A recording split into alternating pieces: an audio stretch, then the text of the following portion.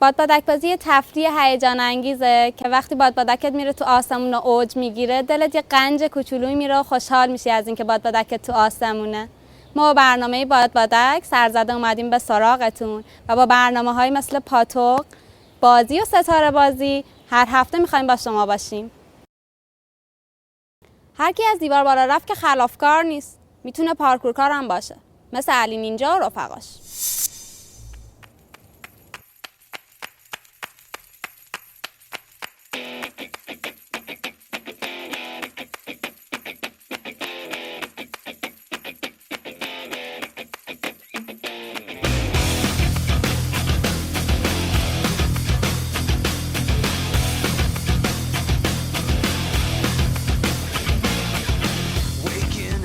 خب ماهای اول باهاشون چیزای ساده رو کار میکنیم که خب بدنشون یه جورایی آماده شه، ولی خب به مرور زمان چیزی که به من نشون بدن و استعدادشون رو من ببینم و هر روز حرکت‌های جدیدتر و حرکت‌های حرفه‌ای‌تر رو بهشون یاد میدم. خب بستگی به خودشون داره که خودشون رو من نشون بدن که من بدونم مثلا این قابلیت رو دارن که الان حرکت جدیدتر رو دارن.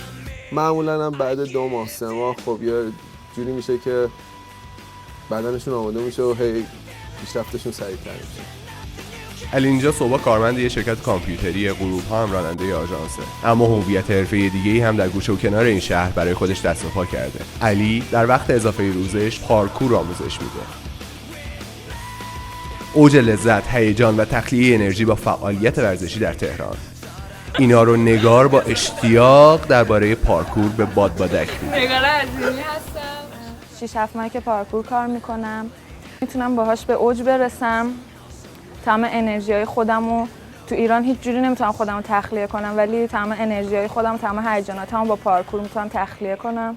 توی اولین بار که توی فیلم‌ها دیدم که پارکور بازی میکنن خیلی علاقه‌مند شدم، دوست داشتم که این ورزش رو انجام بدم. پیگیرش شدم خیلی این ور اون ور، باشگاه‌های مختلف، مربیای مختلف که پیدا کنم ببینم کجا پارکور کار میکنن، بهترین پارکور کار کیه. مربیای مختلفی رفتم پیششون کار کردم، ولی آخرش به این اکیپ رسیدم.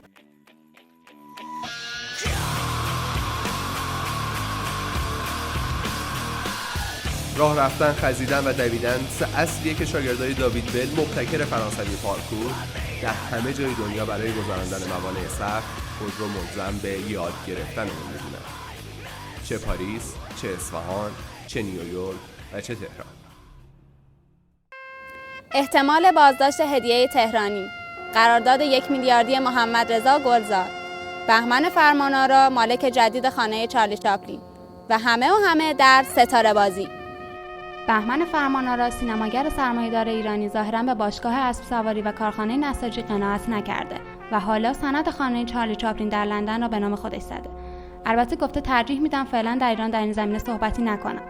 محمد رضا گلزار قرار بود در آخرین قسمت قهوه تلخ با اسپانسر 3 میلیاردی‌اش 1 میلیارد درو کنه، اما فعلا زمین و زمان در حال انتقاد از او هستند. او خود دلیل این انتقادها را حسادت می‌داند. روزنامه تماشا هم بعد از پخش برنامه حفل و حمله رسانه‌ای به گلزار پرده از اختلافات قبلی شریفینی و جیرانی با او برداشته است. جنجال‌های نمایشگاه عکس پارسال هدیه تهرانی هنوز ادامه داره. بعد از اعتراض عکاس‌ها به وام هنگفت میراث فرهنگی به هدیه تهرانی، حالا طراح آن نمایشگاه به خاطر نقد نشدن چک دستمزدش شکایت کرده و قاضی هم با توجه به اعلام ناتوانی هدیه تهرانی حکم به زندانی شدنش داده. البته اجرای حکم بستگی به نظر دادگاه تجدید نظر داره. و حالا مرور اخبار تکنولوژی و وب با شایان و سروش. خبر جنجالی هفته گذشته خرید شدن توییت دک توسط توییتر بود و اینکه در ادامه موفقیت تبلت‌ها این بار سونی میخواد تبلت‌های جدیدش رو وارد بازار کنه. و برای شما که به آشپزی علاقه داریم، معرفی سایت آشپزی ما و این مژده ویژه برای اندروید بازار. توییتر توییت دک رو میخواد خریداری کنه. نکته مهم این خرید استراتژیک برای توییتر چیه؟ اینکه چند ماه پیش شرکت آبرمدیا خبر داده بود که میخواد توییت دک رو بخره. و خب این شرکت قبلا هم چند تا دیگه از اپلیکیشن‌های مهم توییتر رو خریداری کرده بود. اینجوری توییتر سهم زیادی از بازار رو به شرکت آبرمدیا میداد. این خرید باعث میشه که توییتر سهام خوبی هنوز توی بازار داشته باشه. سایت آشپزی ما راه افتاد. دستور پخت و نکات آشپزی به همراه معرفی دسرها و انواع نوشیدنی‌ها، موضوعات جذاب ارائه شده در سایت آشپزی ما هستند. با ارائه اندروید و متداول شدنش برای تلفن‌های هوشمند و تبلت‌ها، مشکل کاربران ایرانی دریافت برنامه‌ها و دور زدن تحریم ایران هستش. کافه بازار .ir این امکان رو فراهم کرده تا علاوه بر برنامه‌های خود این سایت، دیگر برنامه‌های سیستم عامل اندروید رو هم به راحتی دریافت کنید. خبر آخر این که بعد از موفقیت تبلت‌های اپل، سامسونگ و موتورولا این بار سونی با 2 تبلت جدید میخواد وارد این بازار بشه. مدل S1 با صفحه عریض 9.14 اینچی و مدل S2 مثل نینتندو DS با 2 تا صفحه مجزای 5.5 اینچی. مشخصات سخت افزاری دقیق هنوز از طرف سونی اعلام نشده، اما خب چیزی که به نظر میاد هر دو از سیستم عامل ورژن 3 اندروید هانیکوم استفاده میکنن، مجهز به وای فای 3G، 4G و DLNA هستن. میتونن با اون ریموت کنترل برای دیوایس‌های براویا عمل بکنن و خبر خوب برای پلی استیشن بازه اینه که بسیار با پلی استیشن نتورک همخوانی داره. جایی که میتونید از اینترنت بیسیم رایگان استفاده کنید بهشون میگن وای فای زون و ما میخوایم هر دفعه با شما به یکی از این مکان‌ها بریم. این بار کافه پراگ. بولوار کشاورز، جنب بیمارستان ساسان، پاساژ سامان. یه پاساژ به نسبت متروک است که تهش کافه پاتوق تهرانی‌های اینترنت بازه. اگه کافه بلاگ سالها پیش توی میدون محسنی نهایت تلاشش رو کرد که قشر وبلاگ نویس کافه نشین رو جذب خودش کنه، حالا این پراگی‌ها هستن که میتونن این موفقیت رو برای کافه خودشون جشن بگیرن. کافه پراگ 8 مهر 88 افتتاح شده. یه پروژه خانوادگی با مدیریت امیر و البته با کمک و همکاری 2 دوستش حمید رضا و پوریا.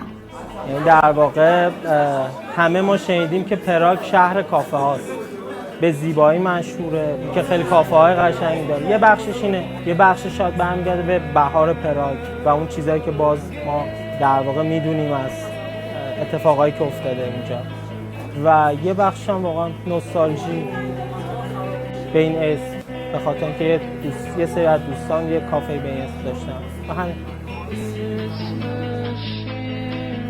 این قهوه خونه مدرن بزرگ سیگار مجاز و اینترنت مجانی. هم میتونید توش پاستاهای خوشمزه بخورید، هم نمایشنامه خونی ببینید و گاهی اوقات اجرای زنده موسیقی رو گوش بدید.